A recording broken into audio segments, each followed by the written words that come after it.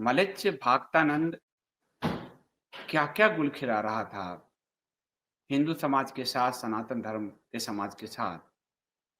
जब ये रिसर्च हम कर रहे हैं, सारे तथ्यों को खंगाल रहे हैं, तो मुझे खुद पे भी शर्म आ रही है कि मैंने इसको अपना प्लेटफ़ॉर्म दिया। लेकिन मुझे काफ़ी लोग भेजते थे इसका मलिच राज सीरीज़ और ये सीरीज़, और मुझे उसमें कोई इंटरेस्ट नहीं था क्योंकि बहुत डार्क और नेगेटिव इसका कुछ आवाज़ है। तो मैं उसकी वीडियोज़ देखता नहीं था, वरना मैं शुरू में ही पकड़ लेता इसको, लेकिन मैं देखता नहीं था, कोई इंटरेस्ट नहीं था। लेकिन और ये जो पहली बार इंडिया स्पीक्स में आया, उसके पीछे भी एक कारण है।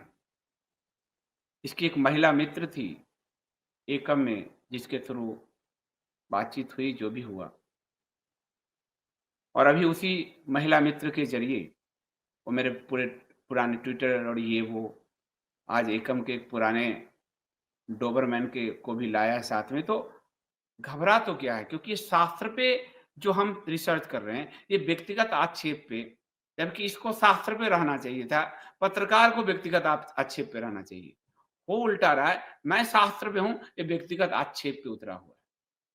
आज एक ज्योतिष पीठ के विरुद्ध, उनके शंकराचार्य के विरुद्ध नकली शंकराचार्य का एक दावा जो करने गए थे, उसको बैठाकर अपनी महिमा मंडन करवाया। तो ये इतना, क्योंकि शास्त्र का आधार इसका दरक गया है। ये शास्त्र के नाम पर जो वितंडा कर रहा था, तोड़-मरोड़ कर पेश कर रहा था, और जो इसके अंदर का मलेच्छ है, जो इसके पूर्वज का लाइन है, जो इसका बाइपोलर व्यक्तित्व है, उसमें वो मलेच्छ राज जीवित है, वो अंकुरित है। और खैर इसने तो शुरू भी नहीं किया था, तब से मैं आपको इल्यूमिनाती और फ्रीमेजन सोसाइटी समझा रहा हूँ।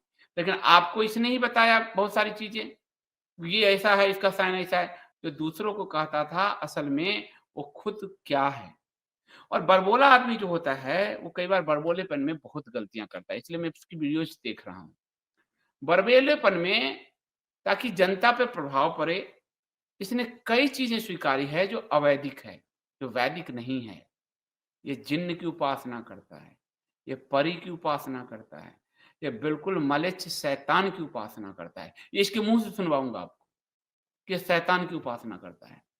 और कोई शैतान का उपासक वैदिक तो नहीं होगा, तो वो हिंदू धर्म को किस राह पर ले जा रहा था, सबके ऊपर, शंकराचार्य के ऊपर बैठने की कोशिश कर रहा था। ये तो परमात्मा ने बचा लिया हिंदू समाज को, क्योंकि ये सब परमात्मा की कृपा से हो रही है। वरना मैं तो इसके पूरे पक्ष में था इसके, क्योंकि मैं सुनता नहीं था, मुझे लगा धर्म के लिए कर रहा है, कोई इसकी जो है किसी के थ्रू ये आया था चैनल पे, तो वो सब पुरानी कहानी है। तो आज मैं आपको बताऊँगा कि कैसे ये शैतान की पूजा करता है। ये जो मलिच्छ राज जिसको कहता है, असल में मलिच्छ राज का जो वाहक, जो सिपाही होते हैं, उसमें से एक सिपाही ये है। और मैंने आपको इसकी ब्लड लाइन बताया था, ये शक मलिच्छ है। ये शक मलिच्छ है। जैसे तुर्क मलिच्छ हुआ, मुगल मलिच्छ, तो ये शक मलिच्छ है आपको। इसका पूरा हिस्ट्री मैंने बताया है आपको पिछले के एपिसोड में। और ये जो मलेच्छों का, असुरों का, राक्षसों का, जो है, दैत्यों का जो सबसे बड़ा शत्रु कौन है? आप सोचो। देवताओं का सबसे बड़ा साथी कौन है? रक्षक कौन है? और असुरों का सबसे बड़ा शत्रु कौन है?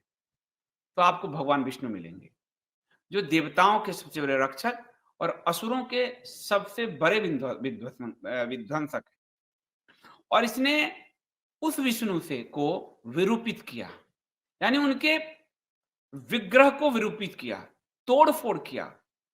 यही काम मुगल कहते थे, और यही काम आज की सरकार भी कर रही है। रूप अलग-अलग हैं, पर मलेच्छराज अपने आप को एक्टिवेट किया होता है, क्योंकि विष्णु सबसे ज़्यादा इनके शत्रु हैं। वो हर युद्ध में जो धर्म के राह पर है, उसके पक्ष में कूद जाते हैं। आज भी वो अपने मंत्र से, अपने ऑरा से, अपनी सकारात्मकता से, क्योंकि वो सत्व गुण है। और जो शैतान की उपासना कर रहा है, वो तम गुण है, वो तमह है पूरा। तो तमह जो अंधकार है, उसकी लड़ाई हमेशा प्रकाश से होती है, और प्रकाश ही जीतता है। लेकिन अंधेरा जो घना होता है, तो वो सोचता है हमने प्रकाश को हरा दिया। तो वो हिरण्याक्ष था, हिरण्यकशिपु था, रावण था, कुंभकर्ण था, शिशुपाल था, नरकासुर था, ये जितने भी थे आपको, सबके शत्रु विष्णु ही हैं।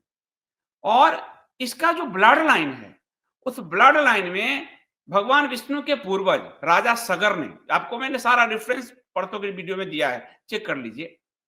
तो राजा सगर ने इनके पूर्वजों को बहुत दंडित किया था, विरूपित किया था। दाढ़ी मुड़वा दिया, मूंछ मुड़वा दिया, नंगा कर दिया, कपड़े नहीं पहन सकता, ये इतने बड़े मलिच्छ थे। इसलिए ये जो मलिच्छराज जीवित होता है, ये अवचेतन में होता है, क्योंकि आपका पिछला जो जन्म है, पिछले जन्म का जो आपकी चेतनाएं हैं, वो अवचेतन में इस जन्म में दबी होती है, सात तल में दबी होती है, और ये एक्टिवेट हो जाती है जब आप इस तरह की साधना करते हो, तंत्र करते हो, पैशाचिक तंत्र भी जो है आप करते हो, आप जिन्न को बुलाते हो, तो वो जागृत हो जाता है। और सकारात्मक रूप से आप करते हो तो फिर परमात्मा तत्व से जुड़ जाते हो। सकारात्मक ऊर्जा आगे जाती है और जो नकारात्मक ऊर्जा है आपको पीछे ले जाती है। तो इसने जो जिन्न परितंत्र विकसित किया, वो जो एक्टिवेट हो गया, उस एक्टिवेशन ने विष्णु को इस जन्म में भी, इस रूप में भी शत्रु मान लिया।